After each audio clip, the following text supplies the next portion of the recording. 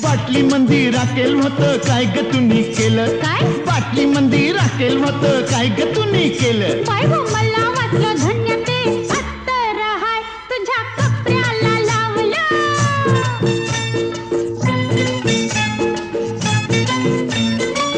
हे पानासाठी चुना हाला काय ग तुम्ही केला पानासाठी चुना हाला काय ग तुम्ही केला मला वाटलं सख्य ते लोणीच हाय मी पावासनी लावलं हे काशी गह काशी तुझी सवय कशी जरा बोल माझ्या पाशी ग